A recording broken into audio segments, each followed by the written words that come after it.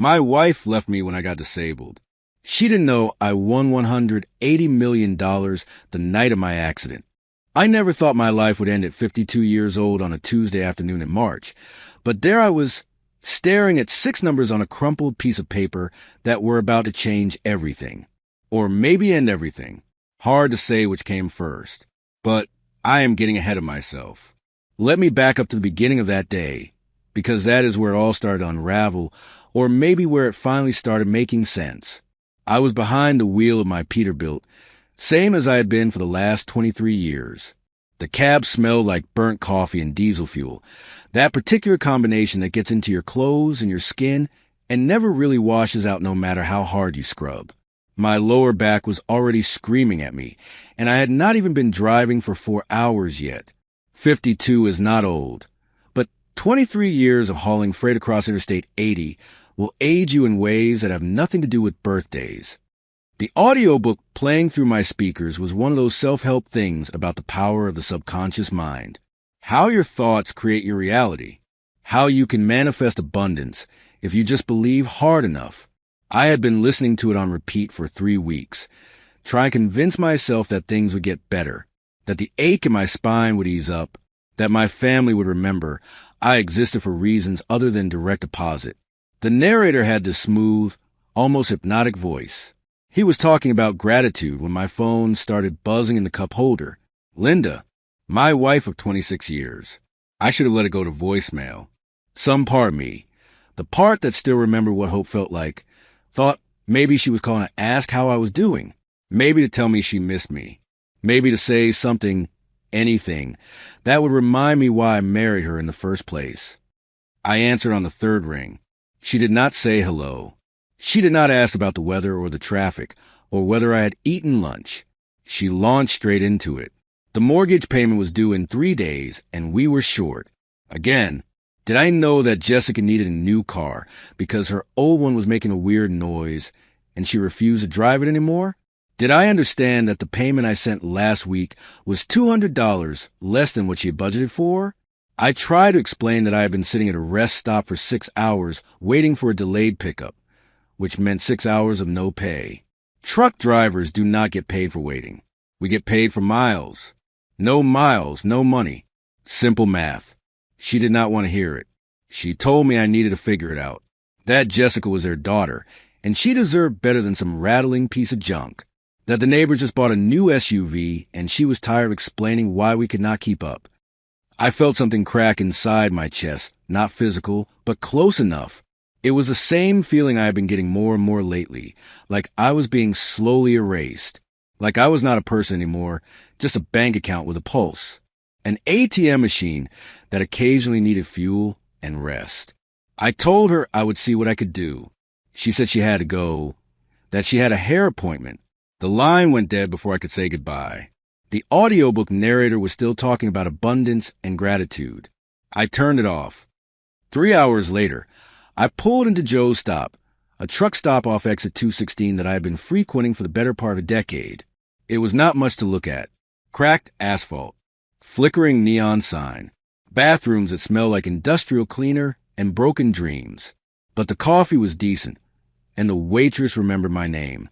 Sarah, 38, maybe 40, dark hair pulled back in a ponytail. Eyes that actually looked at you when she talked, not through you. She was wiping down the counter when I walked in, and she smiled the kind of smile that reaches your eyes, not the customer service kind that stops at your teeth. She asked how the road was treating me. I told her the road was fine. It was everything else that was a problem. She poured me a coffee without asking, black, no sugar, exactly how I liked it. We talked about nothing important. The weather, a new breakfast special they were trying out, whether the Steelers had any chance this season. Normal stuff. Human stuff. I realized, sitting there on that cracked vinyl stool, that this was the only conversation I had had in weeks where someone actually cared about my answers, where I was not being interrogated about bank balances or criticized for failing to provide enough. Sarah asked how my back was doing. She remembered I had mentioned it hurting last time I stopped through. It sounds pathetic, I know. 52 years old, and the highlight of my week was a 10-minute conversation with a truck stop waitress who probably did not even think twice about me once I walked out the door.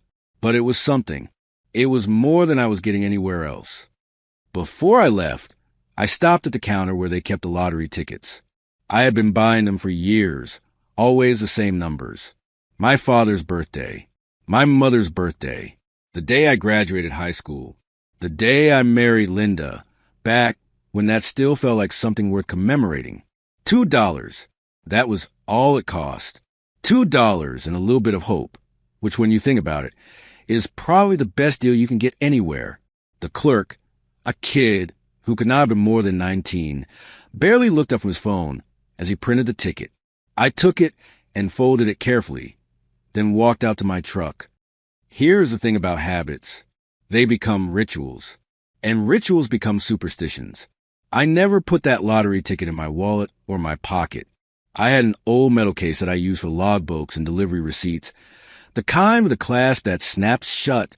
It was battered and dented, covered in old stickers from truck stops across the country. But it was solid, reliable. I tucked the ticket inside, between two old fuel receipts, and shoved the case under the passenger seat where it always lived. I had been doing the same routine for 8 years. Buy the ticket, fold it, put it in the case. Forget about it until the next drawing. I had never won more than $20, but that was not really the point. It was about believing that maybe someday things could be different. I got back on the road. The sun was starting to set, painting the sky in shades of orange and purple that were almost pretty enough to distract from the ache in my spine and the hollowness in my chest. Almost. The audiobook was still off. I drove in silence, which is when you do your best thinking on the road, or your worst thinking, depending on how you look at it. I thought about Linda, about how somewhere along the way we had stopped being partners and started being roommates. Then we stopped being roommates and started being creditor and debtor. I thought about Jessica, who was 24 and still living at home because apparently adulting was too hard, and Mom said I needed to be more supportive. I thought about the last time anyone in my house had asked me how my day was, and I could not remember. I pulled into a rest area around 10 that night. I was supposed to make a delivery in Pittsburgh by morning, but I had time. I needed to stretch. My back was seizing up, and my left leg had that numb tingle thing happening that usually meant I had been sitting too long. I climbed out of the cab, every joint protesting, took a walk around the parking lot, did some of those stretches the doctor had shown me. Not that they helped much. When I got back to the truck, I remembered the lottery ticket. The drawing had been earlier that evening. I pulled out my phone and looked up the numbers. Here is what went through my head in the following order. First, confusion, because the numbers on my screen matched the numbers I played. All 6 of them. Exactly. Second, denial, because that did not happen. That did not happen to people like me. People like me did not win the lottery. People like me ground away day after day until their backs gave out and their families forgot they existed, and then they died quietly without anyone noticing. Third, the kind of shock that makes your hands shake so hard you drop your phone. I picked it up, checked the numbers again, pulled the metal case from under the seat with trembling fingers, unfolded the ticket, compared it to the screen. $180 million. Before taxes, sure, but still.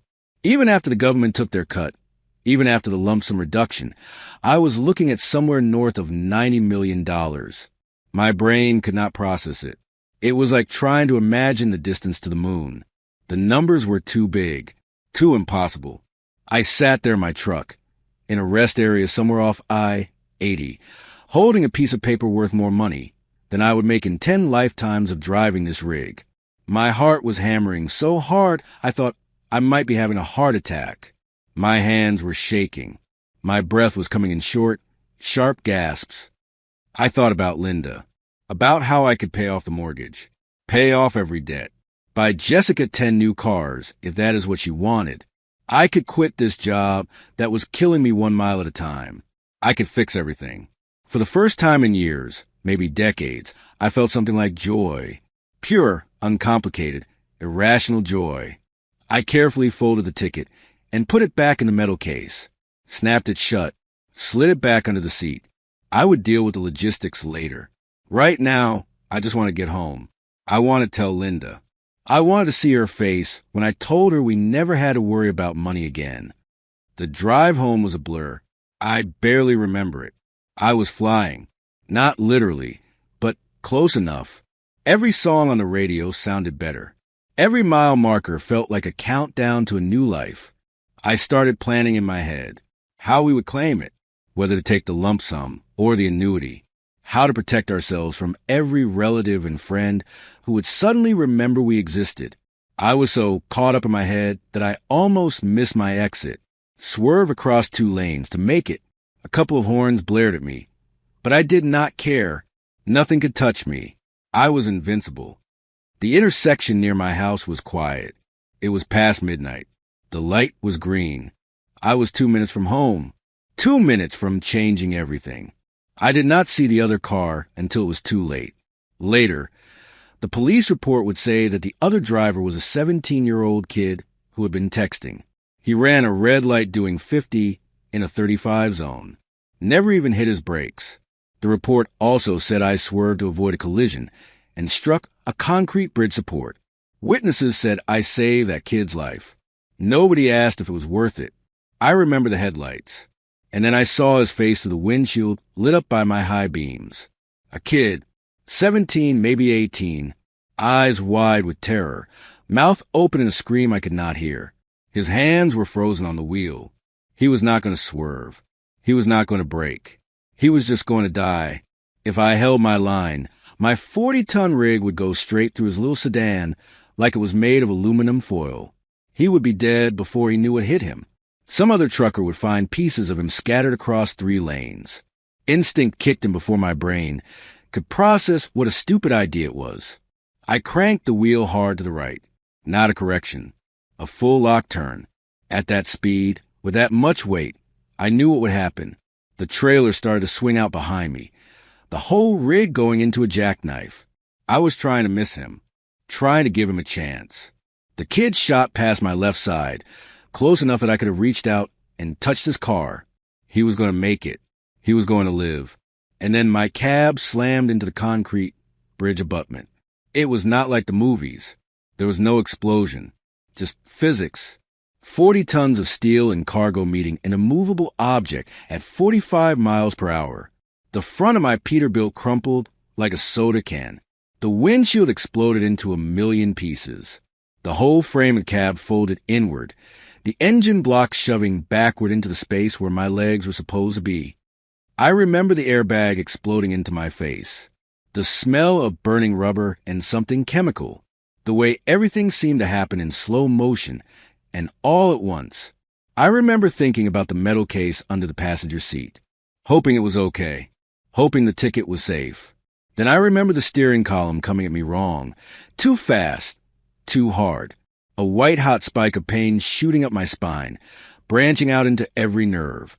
I remember my vision going dark around the edges, like someone was slowly closing a curtain. I remember the silence after, how loud it was, and then I do not remember anything at all. The last thought I had before the darkness swallowed me completely was not about the money. It was not about Linda or Jessica or the life I thought I was about to have. It was about Sarah.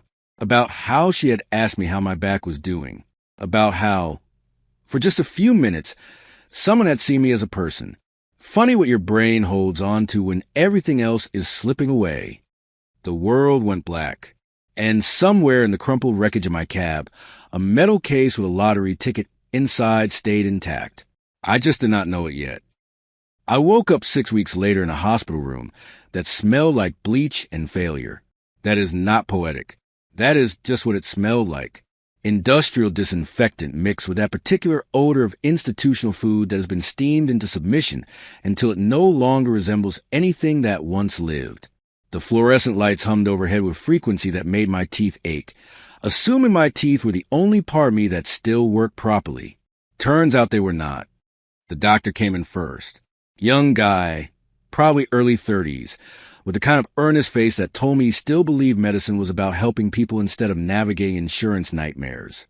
He explained my situation using words like compression fracture and spinal cord trauma and incomplete paralysis.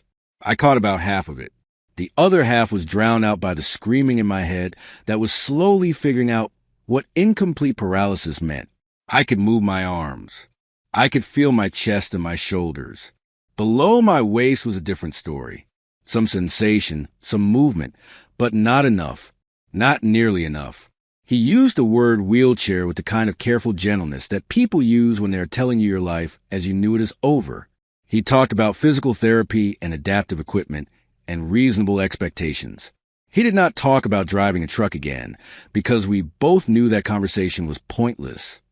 Linda came in about 20 minutes after the doctor left. She did not bring flowers. She did not bring a card. She brought a manila folder stuffed with papers that crinkled when she set it on the rolling tray table next to my bed. Medical bills. She had not seen me conscious in 6 weeks, and the first thing she did was open that folder and start going through the numbers. The hospital stay alone was running close to $400,000. The surgery on my spine was another $180,000. The ICU charges were itemized on a sheet that looked like a CVS receipt, each line more terrifying than the last. Our insurance had covered some of it. Most of it, actually, but not all of it. The anesthesiologist had been out of network, which apparently was a thing that could happen even when you were unconscious and actively dying. That was $32,000 right there. The deductible was $10,000. The co-pays were stacking up like cordwood. When you added it all together, we were looking at somewhere north of $75,000 in medical debt. Linda kept saying we, but her tone made it very clear she meant me. She explained, in that clipped voice she used when she was trying not to scream, that this was going to ruin us, that we would have to refinance the house, that we might lose the house, that Jessica's college fund was going to have to be liquidated, that everything they had worked for was circling the drain because of my spine. Not the kid who ran the red light, not the accident that I could not have prevented. My spine, like I had chosen this, like I had personally decided to wreck our financial future for fun. I tried to explain about the settlement. The other driver's insurance would have to pay. It was his fault. The police report said so. There would be money coming. Linda laughed. Not a nice laugh. The kind of laugh that has edges. She told me she had already talked to a lawyer. The kid's family had minimum coverage. $30,000 per person. That would not even cover the ambulance ride. And even if we sued them personally, you cannot get blood from a stone. They were working class. They had nothing. We would spend more on legal fees than we would ever collect. She closed the folder, looked at me lying there in that hospital bed, tubes still running out of my arms, legs that barely responded when I tried to move them. Her expression was not concern. It was not love. It was arithmetic. She was calculating how much of a liability I had become. She told me we would figure it out, that we always did. But her eyes told a different story. Her eyes were looking at me the same way you look at a car that just threw a rod, wondering if it was worth fixing, or if you should just cut your losses. She left 20 minutes later, said she had errands to run. The folder stayed on the table, a paper monument to everything I had cost her. I stared at the ceiling tiles and counted the holes in the acoustic panels. 462 in the panel directly above my bed. I know because I had 6 hours with nothing else to do. Sarah came by the next afternoon. I did not even know she knew about the accident until she walked through the door, carrying a container of homemade chicken soup and a paperback novel she thought I might like. She had called the trucking company when I did not show up at Joe's stop for 2 weeks straight. They told her what happened. She had been trying to visit for days, but the ICU had family-only restrictions.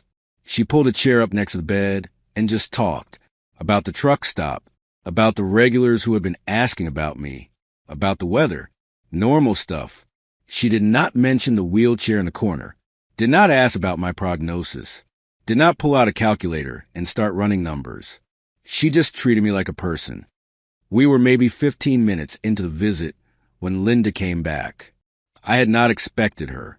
She said she was not coming back until tomorrow. But there she was, standing in the doorway with her purse clutched in front of her like a shield, staring at Sarah like she had just found a rat in her kitchen. She demanded to know who Sarah was. Not asked, demanded. Sarah introduced herself, said she was a friend from one of my regular stops, that she had heard about the accident and wanted to check in. Her voice was steady, polite even, but I could see her starting to realize this was not going to go well. Linda's face did something complicated. Not jealousy, at least not the normal kind. It was more like someone had just brought the wrong brand of champagne to her party. Like Sarah was a violation of standards. Linda told her to leave, said this was family time, said it was inappropriate for random waitresses to be visiting her husband in the hospital. She put emphasis on the word waitress the way some people emphasize curse words, like it was something diseased. Sarah looked at me. I could see her trying to figure out if she should stay, if I needed her to stay. I wanted to tell her it was okay, that she should go, that this was not her fight. But the word stuck in my throat because part of me did not want her to go. Part of me wanted someone in that room who actually gave a damn if I lived or died. Sarah left, told me to take care of myself. Linda waited until she heard the elevator doors close before she started in on me. She wanted to know how long that had been going on.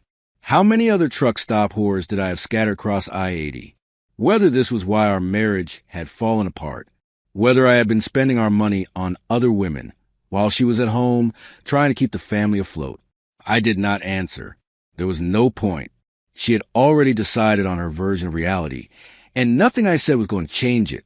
The truth was boring. The truth was that Sarah was the only person in my life who had asked me how I was doing in the last 5 years. But Linda did not want truth. She wanted ammunition. She left again, slammed the door hard enough that the nurse came by to check if everything was okay. Everything was not okay, but I told her it was fine. They released me 4 days later, against medical advice. Technically, but the insurance company was making noises about coverage limits, and Linda was terrified of what each additional day was costing. The hospital set me up with a wheelchair, a walker for when I could manage it, and a stack of prescriptions that would have made a pharmacy tech weep. Physical therapy 3 times a week. Occupational therapy twice a week. Follow-up appointments with neurology, orthopedics, and pain management. Every appointment cost money. Every therapy session hit the copay. The bills were not going to stop. They were just going to keep coming, wave after wave, until we drowned. Linda drove me home in silence. The wheelchair barely fit in the back of her SUV. She had to fold down the seats. I could tell it bothered her, having to rearrange her cargo space for medical equipment, like I was an inconvenience she had not budgeted for. Home was different when you could not walk up the stairs. Our bedroom was on the 2nd floor. That was not happening. Linda had set up the living room with a rented hospital bed, the kind that adjusts with a remote. It was positioned right in front of the TV, which sounds nice until you realize you are now living in a room where everyone walks through. No privacy. No door. Just you and your broken body on display. Jessica came home, maybe an hour after we got there. She was 24 and still living at home because apparently the economy was tough and rent was expensive, and why should she have to struggle when she had a perfectly good room here? She glanced at me in the hospital bed, said something vague about it being good that I was home, and then went upstairs to her room. I heard her door close. I heard music start playing. I needed water around 3 that afternoon. My mouth was desert dry from the pain medication. The kitchen was maybe 20 feet away, but it might as well have been 20 miles. I called for Jessica. No answer. Called again, louder. Nothing. The music kept playing. I tried to reach the walker, thinking maybe I could make it myself. Got about halfway to standing before my legs gave out, and I crashed back down onto the mattress hard enough to make my spine light up like a Christmas tree. Spent the next 10 minutes breathing through the pain, waiting for it to fade from unbearable to merely agonizing. Linda came home an hour later. I asked her for water. She brought it, but her expression made it clear this was not going to be a sustainable arrangement. She had things to do, places to be. She could not be my nurse. I wanted to ask who was going to be my nurse then, but I already knew the answer. Nobody. The worst part was not the pain. Pain you can get used to. Pain becomes background noise after a while. The worst part was the television. It was on all day, every day, because that was what normal people did in living rooms. They watched TV. And the remote was always just slightly out of reach. And nobody ever thought to put it closer. And asking someone to change the channel made you feel like a burden. So I watched whatever was on. Daytime talk shows, judge shows, home improvement shows where people renovated houses they actually owned instead of renting, while drowning in medical debt. I watched it all, hours and hours of it. The volume set to whatever level someone else had chosen. I had saved that kid's life, and this was my reward. A hospital bed in my own living room, watching other people live their lives on a screen while mine evaporated. 3 weeks in, I finally asked about my truck. The Peterbilt had been towed to an impound lot. The company had already written it off as totaled. Linda had been avoiding the subject. I think because she did not want to deal with it. But I needed my things. My logbook. My personal items. The stuff that had been in the cab. She made it sound like I had just asked her to clean out a septic tank. But she agreed to go. Took Jessica with her. Probably so she would have helped carrying things. They came back 2 hours later with 3 cardboard boxes full of my life. Clothes that smelled like diesel and rust. My thermos, some maps, paperwork, and the metal case. They had just dumped everything on the floor next to the hospital bed. Linda said she had better things to do than sort through my junk. Jessica had already disappeared back upstairs. I waited until I was alone, then carefully lowered myself down to the floor using the bed rail. My physical therapist would have had a stroke watching my form, but I managed. The metal case was dented but intact. The clasp was still shut. I popped it open with shaking hands. The lottery ticket was right where I had left it, folded between 2 fuel receipts. The paper slightly yellowed but undamaged. $180 million. I had forgotten about it. Not completely, but almost. 6 weeks in a coma will do that. The weeks since had been so consumed with pain and bills, and the slow realization that my family saw me as a financial liability, that the ticket had become almost theoretical, like something that happened to a different person in a different life. But there it was, real, tangible, still valid. I pulled out my phone and looked at the claim deadline. Lottery tickets in our state had to be claimed within 180 days of the drawing. It had been almost 90 days. Half the deadline gone. I had less than 3 months left. 90 days to decide what to do. 90 days to figure out if I was going to save my family or save myself. I sat there on the floor, my back screaming, holding a piece of paper worth more money than most people would see in multiple lifetimes. And I did not tell anyone. Not because I was greedy. Not because I wanted to hoard it. But because I needed to know something first. I needed to know if there was anything left worth saving. The next 2 weeks were a test I had not announced, and they did not know they were taking. I watched. I listened. I paid attention to who they were when they thought it did not matter. Jessica needed money for a concert. Asked Linda, who gave it to her without question. Did not ask me. Did not think to ask me. Why would she? I was not a person anymore. I was an expense. Linda had lunch with a friend. Came home complaining about how expensive everything was getting. How they were going to have to cut back. How this was all so unfair. She was looking at me when she said it, making sure I understood whose fault unfair was. Nobody asked how I was feeling. Nobody asked if I needed anything. The physical therapist came 3 times a week, and those were the only conversations I had where someone treated me like I had value. I heard the phone call on a Thursday afternoon. Linda was in the kitchen. I was in my bed prison, in the living room. She thought I was asleep. I was not. Sleep did not come easy when you were in pain, and your entire future was measured in 90-day increments. She was talking to someone about divorce. An attorney, from the sound of it. She was asking about timelines, about asset division, about what happened to medical debt in a dissolution of marriage. Her voice was low, but not low enough. She wanted to know if she could be held responsible for my bills if they separated, whether she could file, before more debt accumulated.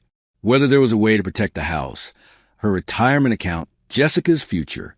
She was doing math, cost-benefit analysis. The marriage had become a spreadsheet, and I was a line item in red ink. I closed my eyes and kept my breathing steady. Listened to her talk about me like I was a problem to be solved rather than a person she had promised to love in sickness and health. Those words meant something once. At least I thought they did. Turns out they were just part of the ceremony. Just something people said because it sounded nice. She hung up, came back into the living room, saw that I was awake, or pretended to be, asked if I needed anything with the same tone you would use to ask a stranger for time. I told her I was fine. She went back to the kitchen. I lay there in the glow of the TV, watching some show about people buying storage units and finding treasure, and I thought about the metal case hidden in one of those cardboard boxes. I thought about the ticket inside, and I thought about how much time I had left to decide who deserved to know about it. The answer was becoming clearer every single day.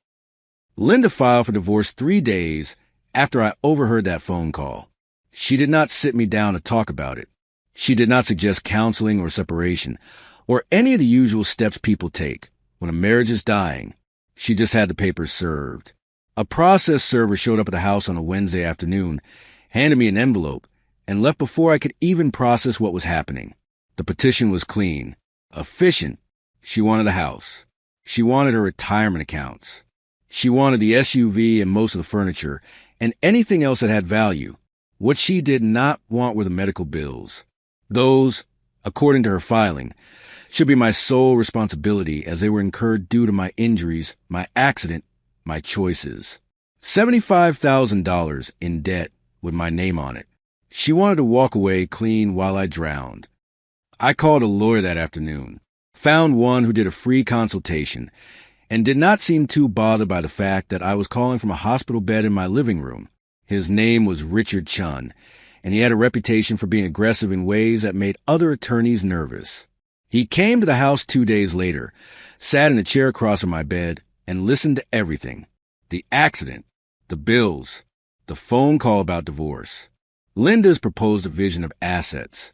He took notes on a yellow legal pad, his pen moving in quick, precise strokes.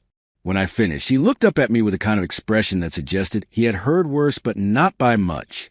He asked if there were any assets I wanted to protect, anything I cared about keeping. I told him there was not much. My clothes, some tools from when I used to do side work on cars, personal items, nothing valuable. He asked if I was sure. I hesitated. Then I told him about the lottery ticket, not because I trusted him, exactly, but because I needed someone to know, someone who could make sure it did not get swallowed up in the divorce proceedings, someone who could protect it until I figured out what to do. He did not react the way most people would, did not gasp or congratulate me or ask how much I had won. He just nodded slowly, like I had confirmed something he suspected. Then he asked when the ticket expired. I told him I had about 70 days left, 10 weeks. That was it. He leaned back in his chair and steepled his fingers, thinking, after a long minute. He asked if Linda knew about the ticket. I told him no. He asked if anyone knew. I said no one except him. He told me to keep it that way. Then he started talking about strategy. In divorce proceedings, both parties had to disclose all assets, houses, cars, bank accounts, retirement funds, everything. But personal property, especially items of negligible value, did not always get itemized. Clothes, toiletries, hobby items, old receipts, lottery tickets that had never won anything. He said there was a way to handle this, a way that was completely legal and completely bulletproof. But it required Linda to make a choice, and it required me to be willing to walk away from everything else. I told him everything else was already gone. The house was hers in every way that mattered. The furniture meant nothing to me. The SUV had her name on the title. I had nothing left to lose except that ticket. He smiled. It was not a nice smile. It was a smile of someone who knew exactly how to win. The settlement negotiation happened in a conference room at Richard's office 2 weeks later.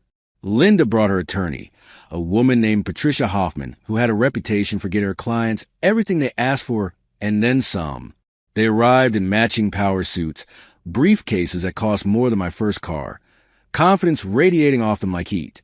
I arrived in a wheelchair, wearing the same flannel shirt I had been wearing for 3 days, because laundry had become a logistical nightmare.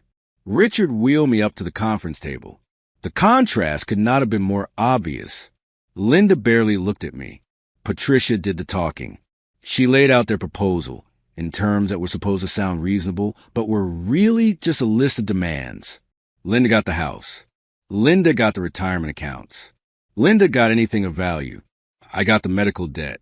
I got to keep my personal belongings, which she specified should be limited to clothing, toiletries, and items of purely sentimental value. Richard listened politely. Then he countered. He said his client was willing to accept those terms with one modification: a complete and total division of assets.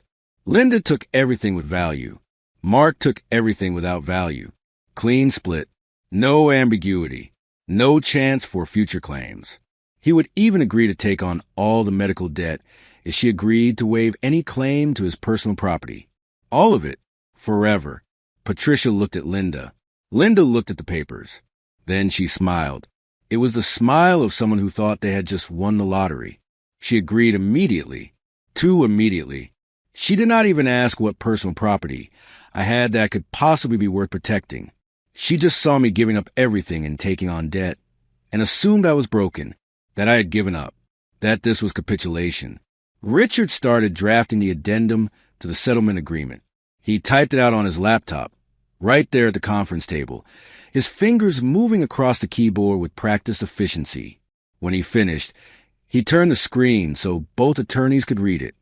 The language was specific, deliberate.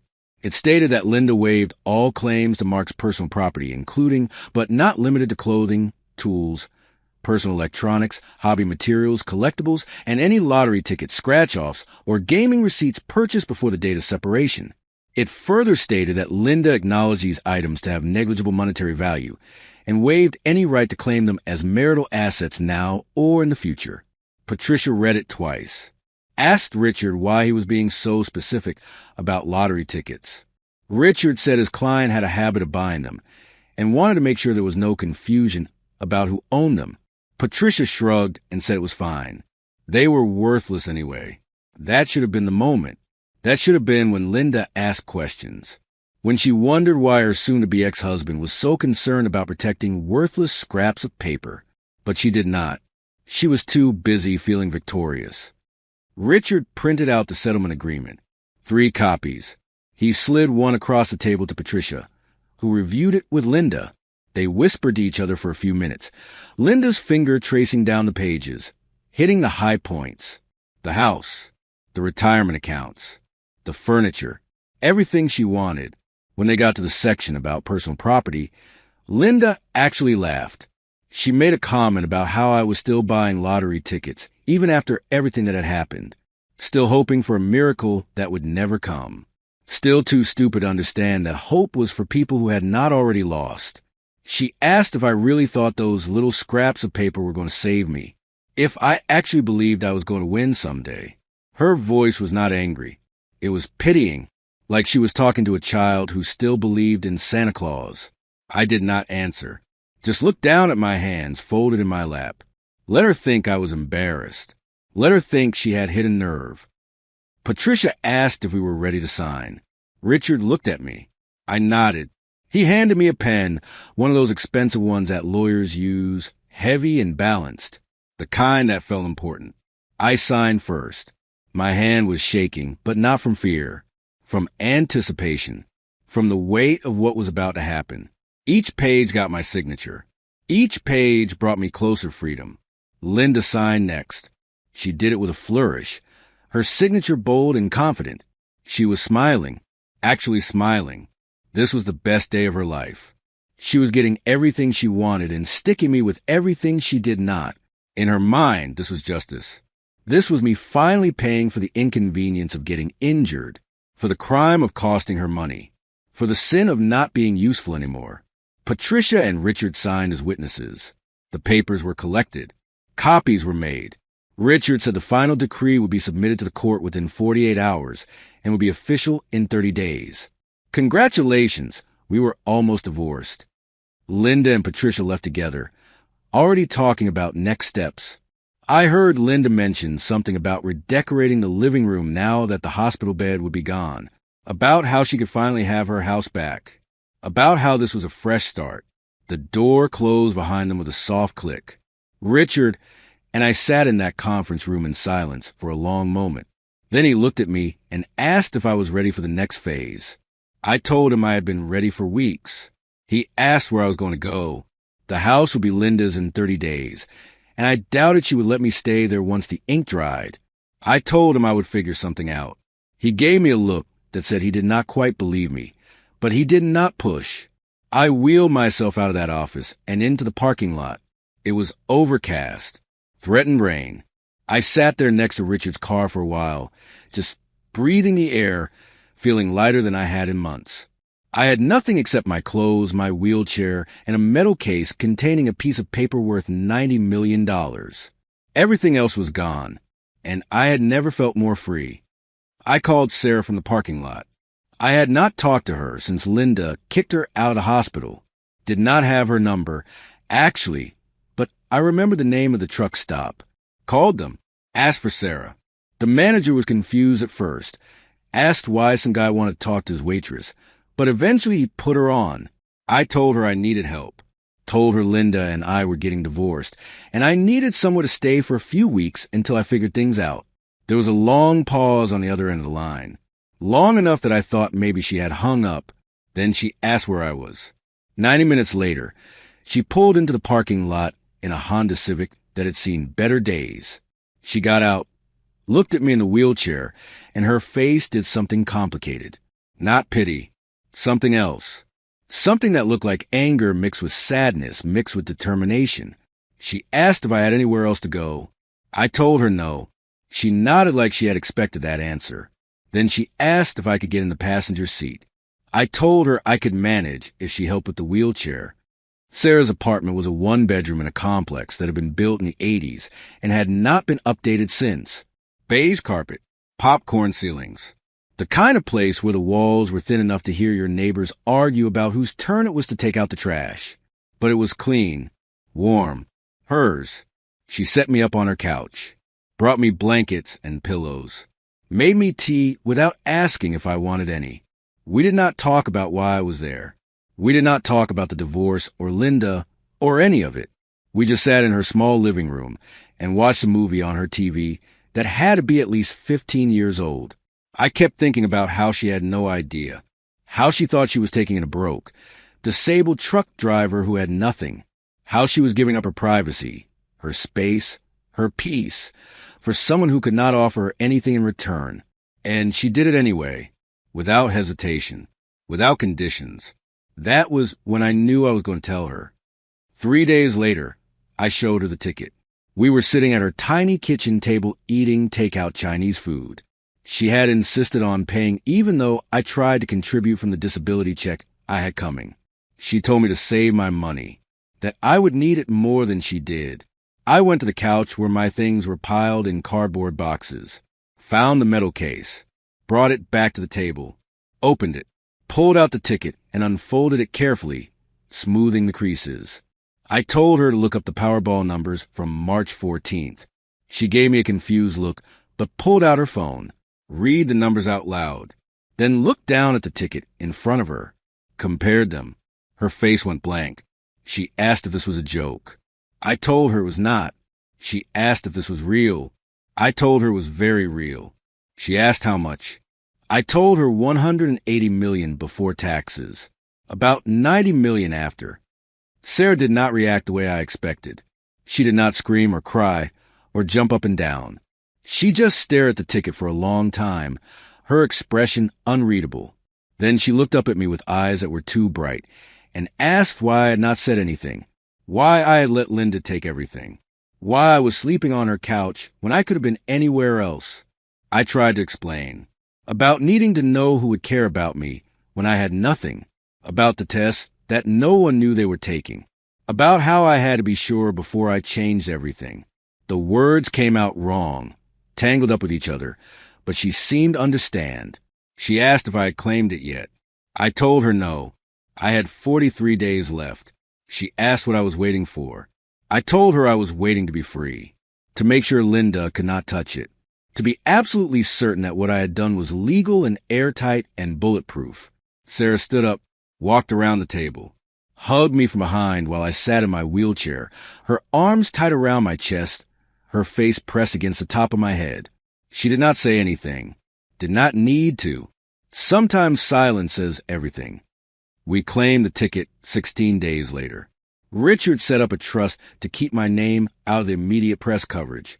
Sarah and I drove to the lottery office in her beat-up Civic, the metal case on my lap, my heart hammering in my chest hard enough that I wondered if I was having a heart attack. The lottery officials were professional, efficient. They verified the ticket, ran it through their systems multiple times, checked signatures, processed paperwork. They explained the payout options, the tax implications, the timeline for receiving funds. They offered financial advisors and lawyers and accountants. Richard handled most of it. They took our photo for their records, but not for publication. The trust kept us semi-anonymous. For a while, the news broke 4 days later. Local man wins $180 million. Recently divorced. Had been injured in a serious accident. The story had everything. Tragedy. Redemption. Hope. The local news stations ate it up. Linda saw the broadcast that evening. I know because Richard got a call from Patricia Hoffman at 8 p.m. demanding an emergency conference. Linda was threatening to sue. She claimed the ticket had been purchased during the marriage and was therefore a marital asset. She wanted half. She wanted her share of what should have been theirs together. Patricia filed an emergency motion with the family court 3 days later. The argument was straightforward. The ticket was purchased while Mark and Linda were still married. Under state law, assets acquired during marriage are community property. The lottery winnings should therefore be divided equally. Linda was entitled to 50%, approximately $45 million. The media picked up on it immediately. Suddenly the story had a new angle. Greedy ex-wife tries to claim lottery winnings after divorce. The internet had opinions, strong opinions, but opinions did not matter. Only the law mattered. The hearing was scheduled for 2 weeks later.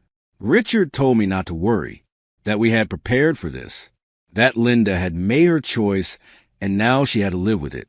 I wanted to believe him, but $45 million can buy a lot of lawyers, a lot of arguments, a lot of reasons why a judge might decide that fairness mattered more than contracts.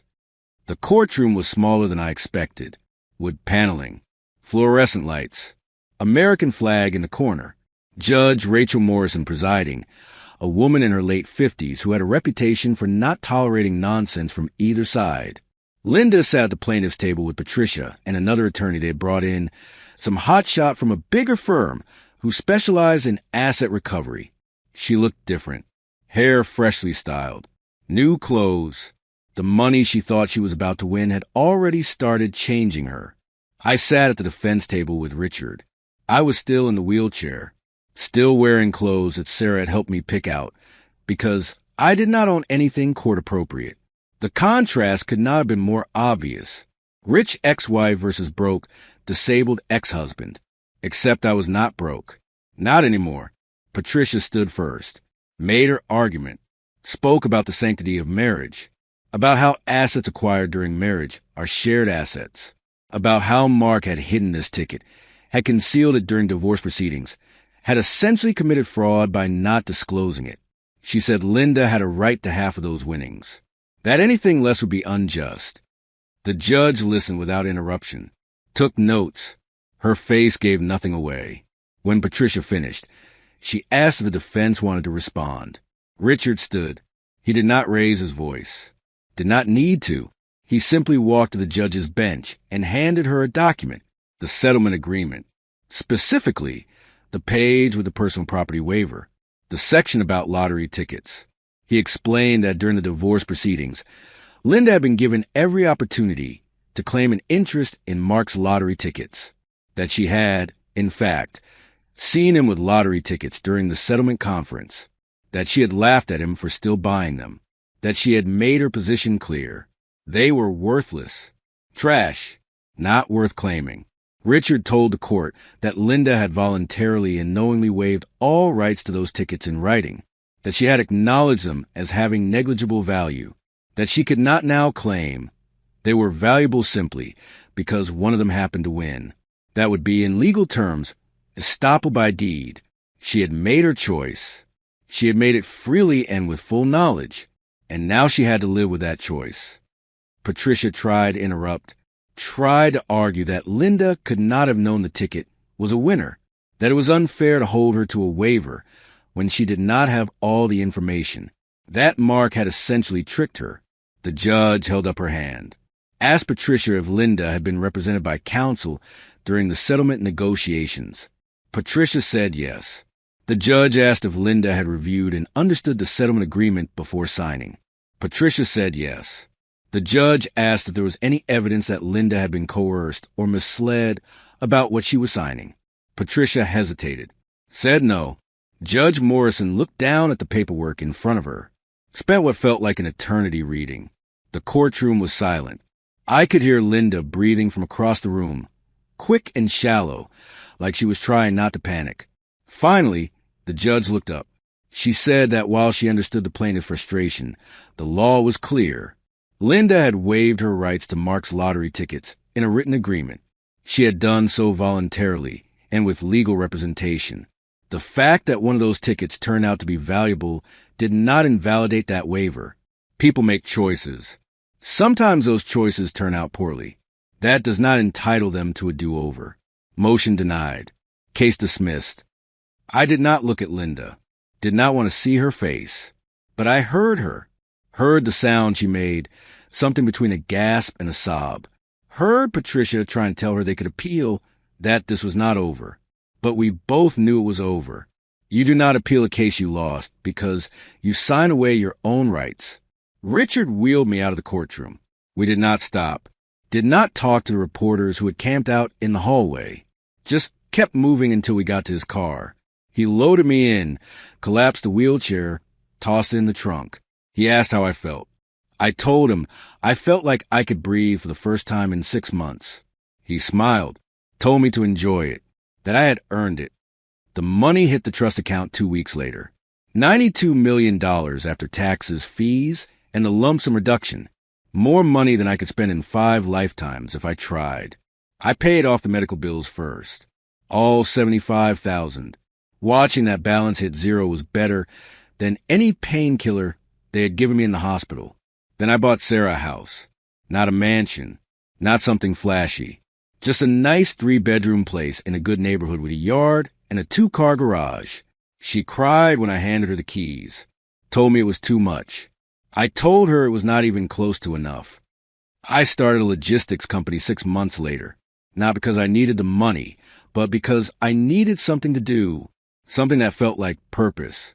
I hired drivers who had been where I was. People who had been chewed up by the industry and spit out. I paid them better than anyone else. Gave them real benefits.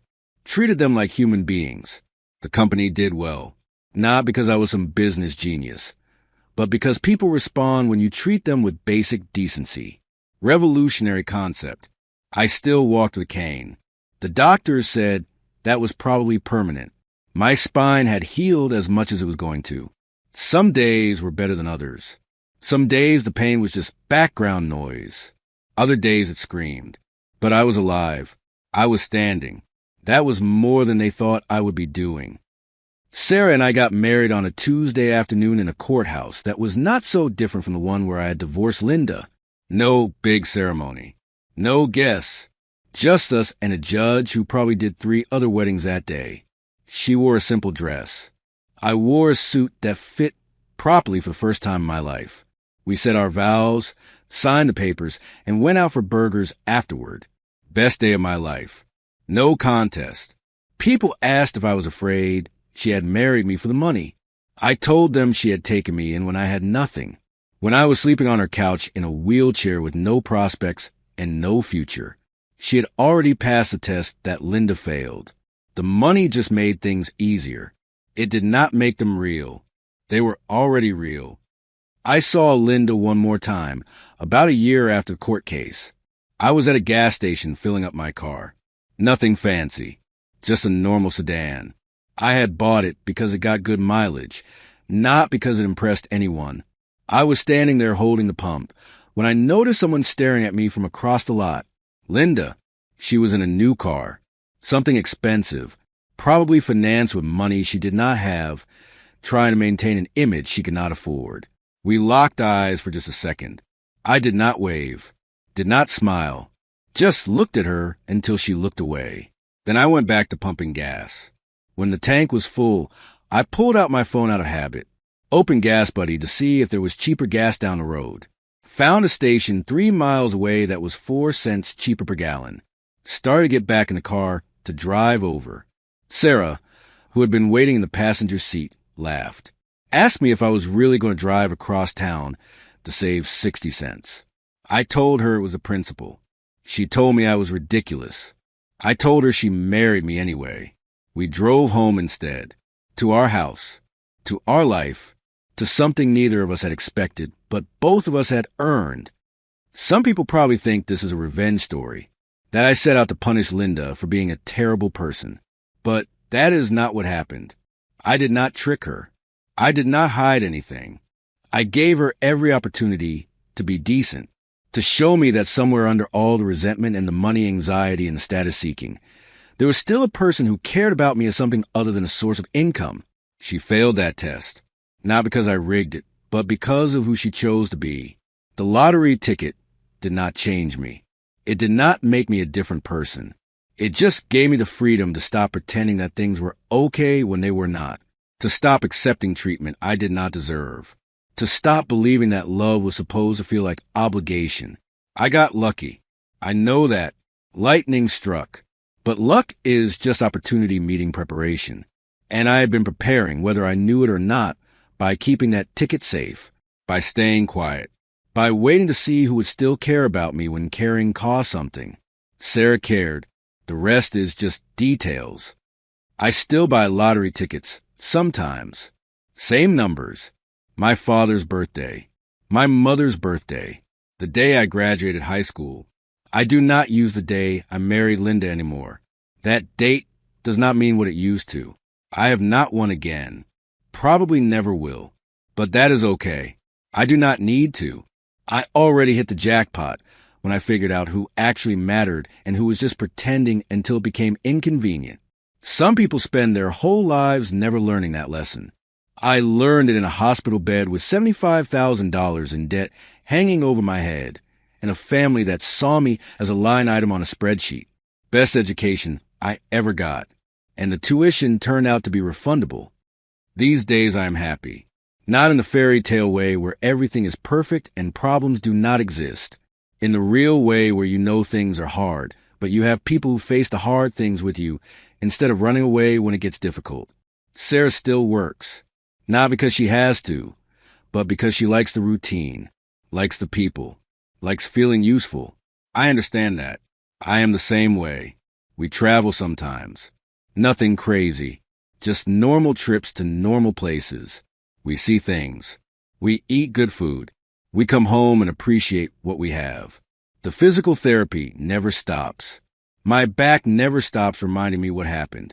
But pain is just information. It tells you what happened. It does not get to tell you what happens next. I am not the same person I was in that Peterbilt, listening to audiobooks about manifestation and hoping things would magically improve. I am not even the same person who woke up in that hospital room and realized his family saw him as a burden. I am someone who learned that the people worth keeping are the people who show up when you have nothing to offer except yourself. Everyone else is just passing through. And you know what? That is okay. Some people are not built for the long haul. Some people only show up for the easy parts. Finding out which is painful, but it is necessary. I never told Linda thank you for filing for divorce. Never sent her a card or a message or anything like that. But in a weird way, she did me a favor. She forced me to see things clearly, to stop making excuses, To stop hoping she would become someone she was never going to be. The accident should have killed me. The medical debt should have destroyed me. The divorce should have ruined me.